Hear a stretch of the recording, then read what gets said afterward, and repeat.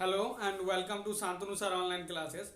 बच्चों, आज के इस वीडियो में हम बात करने जा रहे हैं प्रीपोजिशन के बारे में। प्रीपोजिशन क्या होता है, इसके कुछ एग्जांपल्स को देखेंगे जो सबसे ज़्यादा बोर्ड में पूछा जाता है। इससे रिलेटेड जो है जितने प्रीपोजिशन को भी कवर करेंगे, जिससे ज़्यादातर क्वेश्चन बोर्ड में आने का पॉसिबिलिटी होता है। और साथ ही साथ जो है ये वीडियो ऐसे बच्चे जो बिहार बोर्ड में 10th में या 12th में पढ़ रहे हैं, अगर उनका 100 मार्क्स का इंग्लिश है तो उनके लिए जो है ये वीडियो बहुत ही ज़्यादा शानदार होने जा रहा है। तो आइए बिना टाइम गवाए हुए हम प्रीपोजिशन को स्टार्ट करते हैं। देखिए प्रीपोजिशन होता क्या है। तो preposition is the word which comes before the noun and pronoun and phrases और makes its relation to the sentence. देखिए प्रीपोजिशन का काम ही होता है कि वो किसी भी सेंटेंस नाउन या प्रोनाउन से पहले आके क्या करता है, वो पूरे सेंटेंस का जो एक रिलेशन जोड़ देता है। तो देखिए जैसे कि यहाँ पे आप मैंने लिख दिया कि प्रीपोजिशन। प्रीपोजिशन को मैंने दो पार्ट में डिवाइड कर दिया। एक प्री जिसका मतलब होता है पहला, और पोजीशन का मतलब होता है स्थान। तो आप इसको आसान शब्दों में समझे। प्रीपोजिशन एक ऐसा वर्ड है जो किसी भी नाउन और प्रोनाउन से पहले आके जो है उसका जो रिलेशन है वो टाइम प्लेस जो है उस सब के साथ सेंटेंस के साथ जो है वो जोड़ता है। तो देखिए हम बात कर लेते हैं कुछ प्रीपोजिशन के एग्जाम्पल्स के बारे में। देखिए वैसे तो प्रीपोजिशन के बहुत सारे एग्जाम्पल हैं, लेकिन यहाँ पे मैं थोड़ा सा फॉर्मेलिटी के लिए जो है एग्जाम्पल लिख रहा हूँ, और मैं सिर्फ उस एग्जाम्पल को बताऊंगा जो सब ज़्यादा जो है बोर्ड में आते हैं। तो आइए हम देखते हैं कि कुछ एग्जाम्पल के बारे में। जैसे अबाउट है, अबव है, अराउंड है, after, along, among, as, as well as, against, because, before, behind, between, below, down, during, inside, outside, over, onto, upon, up to, at, by, for, from, in, into, of, O double F, off, इसको भी off ही बोलते हैं, on, up, to, with, towards, till, until, while, etc. तो देखिए ये of और इस ऑफ का जो है वो थोड़ा सा जो है यूजेस डिफरेंट है, बट ये सारे आपने देखा कि प्रीपोजिशन जो है सो कुछ एग्जांपल हैं प्रीपोजिशन के। तो आइए अब हम जो है सो पहले प्रीपोजिशन का इस्तेमाल करते हैं टाइम के सेंस में। कि ऐसे कितने प्रीपोजिशन है जिसका इस्तेमाल जो है वो टाइम के लिए किया जाता है। तो आइए हम स्टार्ट करते हैं। तो आइए आप देखते हैं कुछ ऐसे प्रीपोजिशन का जिसका इस्तेमाल हम टाइम के साथ भी करते हैं। तो देखिए इसके लिस्ट में सबसे पहले है अराउंड। अराउंड का मतलब होता है के आसपास। तो देखिए इसका इस्तेमाल जो है हम टाइम के साथ कैसे करते हैं। जैसे कोई बोलता है कि I get up around 6 o'clock, 6 o'clock in the morning. तो जैसे कोई बोलता है कि मैं सुबह में 6 बजे उठता हूँ, 6 बजे के आसपास उठता हूँ, तो यहाँ पे जो है वो एकदम फिक्स टाइम की बात नहीं कर रहा है। वो बोल रहा है कि 6 बजे के आसपास उठता हूँ, वो पूरी तरीके से कंफर्म नहीं है, वो एक अंदाज़ा लगा रहा है। तो आसपास का इस्तेमाल, अराउंड का इस्तेमाल टाइम के साथ कुछ इस तरीके से होता है। अब हमारा दूसरा ये है अबाउट। अबाउट और अराउंड में ज़्यादा आपको डिफरेंस नहीं दिखेगा। आप इसका इस्तेमाल इस सेंटेंस में भी कर सकते हैं। जैसे कोई बोलेगा I get up about 6 o'clock, 6 o'clock, I get up around 6 o'clock। तो मैं 6 बजे के लगभग उठता हूँ। तो इसका इस्तेमाल आप इस तरीके से भी कर सकते हैं। उसके बाद आता है आफ्टर। आफ्टर का आप समझते हैं, आफ्टर का मतलब होता है के बाद।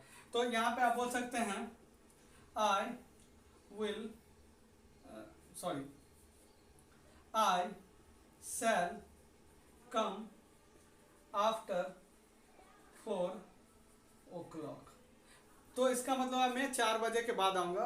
वो मिस्टेक से विल आ गया था। देखिए विल का इस्तेमाल जो है स्पोकन इंग्लिश में आजकल क्या हो रहा है कि विल का इस्तेमाल आप आई के साथ भी कर लेते हैं। ये स्पोकन में सही है, लेकिन अगर ग्रामर आप पढ़ रहे हैं तो वहाँ पे आई का सेल के साथ करना पड़ेगा। तो मैं थोड़ा सा हैबिट ऑफ हो गया हूँ, तो इसीलिए विल बार बार आ जाता है कभी कभी सेंटेंस में। अब हम अगला बात कर लेते हैं बिफोर का। तो बिफोर का इस्तेमाल होता है के पहले के साथ।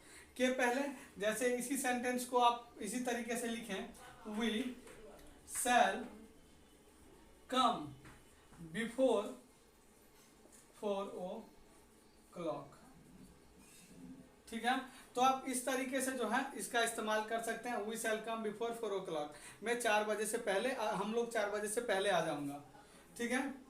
अब अगला है बाय। बाय का इस्तेमाल होता है तक के सेंस में। जैसे बोला कि मैं 4 बजे तक पढ़ाऊंगा, तो मैं ऐसे बोलूंगा इसको, I shall teach by 4 o'clock।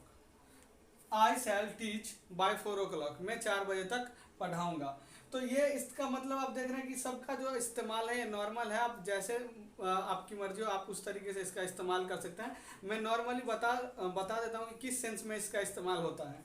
अगला है ऐट। देखिए ऐट का इस्तेमाल आप तभी करेंगे जब आपके पास एक फिक्स टाइम हो, एक निश्चित समय के बारे में आप बात करते हैं। तो जैसे आप बोलें कि I go to office at 9 o'clock। मैं 9 बजे ऑफिस जाता हूँ। I go to office at 9 o'clock। तो देखिए यहाँ पे जो है आपका टाइम फिक्स है, तो फिक्स टाइम के साथ एट का इस्तेमाल आप करेंगे, हमेशा याद रखें। इन का मतलब होता है में। देखिए जनरली जो होता है वो आता है किसी भी ईयर जो है मंथ और सीजन के साथ इसका इस्तेमाल होता है। मैं थोड़ा यहाँ पे लिख देता हूँ। इसका जो जनरली इस्तेमाल है ईयर, मंथ और season.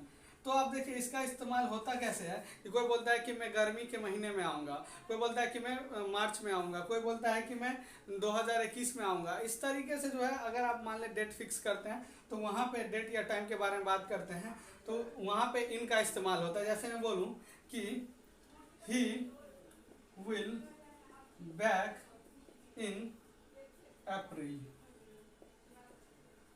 He will back in April, वह अप्रैल में वापस आएगा। He will back in April. अब देखिए टू का इस्तेमाल हम करते हैं बच्चे हैं, मतलब बच्चे हैं मतलब आप ऐसे नहीं कि बच्चे हैं। बच्चे हैं का मतलब होता है कि जैसे आप उस सेंस में इसका इस्तेमाल करते हैं जैसे जब आपको बोल रहा हूँ कि 7 दिन बचे हैं, 2 दिन बचे हैं, आपके पास 10 मिनट बचे हैं, 10 बजने में 5 मिनट बचे हैं। तो देखिए इस तरीके से जो है टू का इस्तेमाल होता है। जैसे 10 बजने में 5 मिनट बाकी है तो आप बोलेंगे 5 minutes to 10।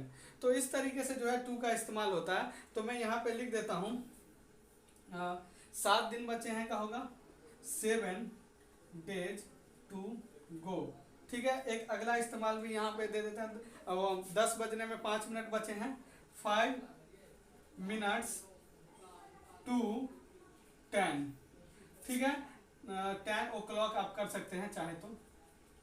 ठीक है, तो इस तरीके से जो है अगर आप बोले जैसे आप एग्जाम दे रहे हो तो आपको टीचर बोलेगा, एग्जामिनर बोलेगा कि तुम्हारे पास 5 मिनट बचे हैं। ठीक है, तो वो बोलेगा 5 minutes to go, 5 मिनट बचे हैं, 10 मिनट बचे हैं, 10 minutes to go। तो इस तरीके से आप टू का इस्तेमाल आप करते हैं समय के साथ। अब आइए देखते हैं फ्रॉम। फ्रॉम का मतलब होता है से।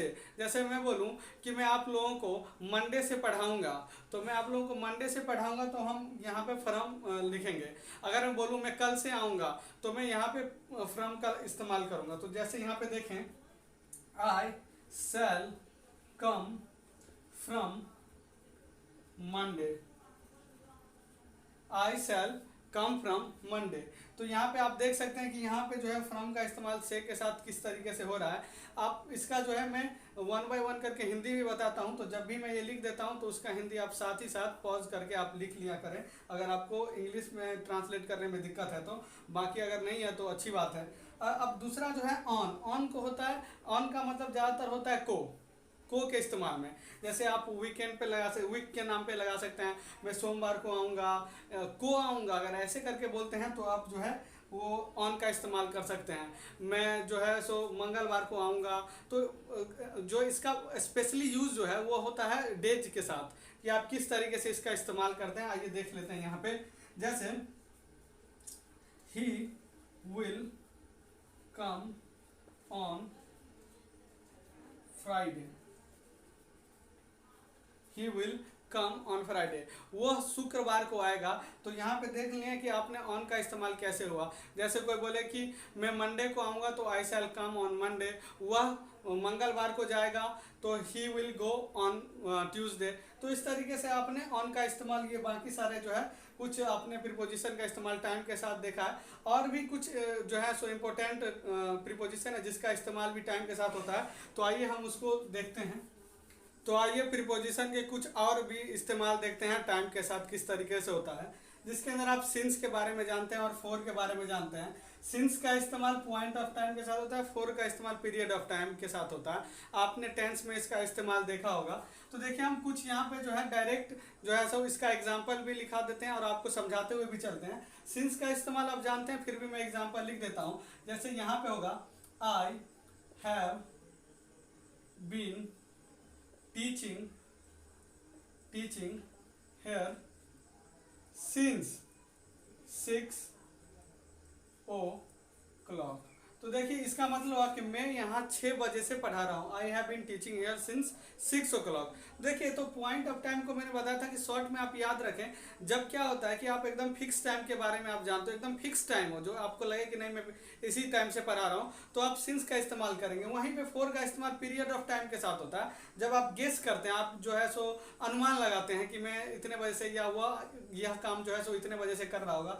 फॉर एग्जाम्पल देखिए, जैसे यहाँ मैं बोलूँ he has been working, he has been working for 1 hours। ठीक है, he has been working for 1 hours, वह 1 घंटे से काम कर रहा है। he has been working for 1 hours।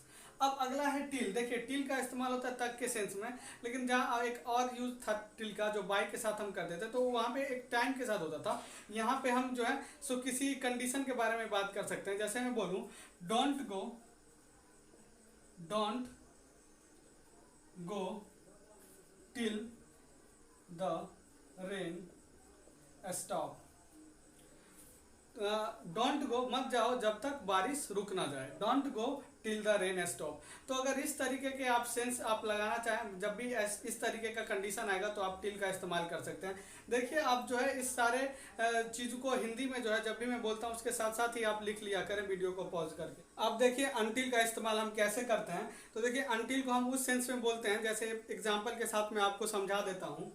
He was the head master until he retired। वह हेड मास्टर था जब तक वह रिटायर नहीं किया। He was the head master until he retired. तो अंटिल का मतलब होता है जब तक या तब तक के सेंस में आप इसका इस्तेमाल करते हैं। अब अगला है ड्यूरिंग। ड्यूरिंग का मतलब होता है के दौरान। जैसे इसका भी आप एक एग्जांपल देख लें कि he was killed during the war. इसका मतलब हुआ कि वह युद्ध के दौरान मारा गया। He was killed during the war. I hope आप यहाँ तक आप समझते आ रहे होंगे, आपको कोई प्रॉब्लम नहीं हो रहा होगा। अब लास्ट जो है हमारा वो है वाइल। वाइल मिस होता है जबकि। तो जबकि का इस्तेमाल देखिए आप किस तरीके से करते हैं। जैसे मैं बोलता हूँ आई बीट हिम, या इसको आप बोल सकते हैं I punish him while he pranks with me। I punish him while he pranks with me। मैं उसे पीटता हूँ जब वो मेरे साथ शरारत करता है। तो अब जबकि वो मेरे साथ शरारत करता है, इस तरीके के सेंस में आप while का इस्तेमाल करते हैं। तो आई होप दोस्तों आपने इस वीडियो को बहुत ही इजी वे में समझा होगा। इस प्रीपोजिशन के पार्ट को आपने बहुत ही इजी वे में समझा होगा। तो आई होप अगर आपको ये वीडियो पसंद आए तो इसे लाइक शेयर और सब्सक्राइब करें, दोस्तों के साथ भी शेयर करें और इस चैनल को विजिट करते रहें ताकि आपको यहाँ पे 10th के ग्रामर और 12th के ग्रामर और साथ ही साथ लिटरेचर का वीडियो आपको मिलता रहे। वीडियो देखने के लिए थैंक यू।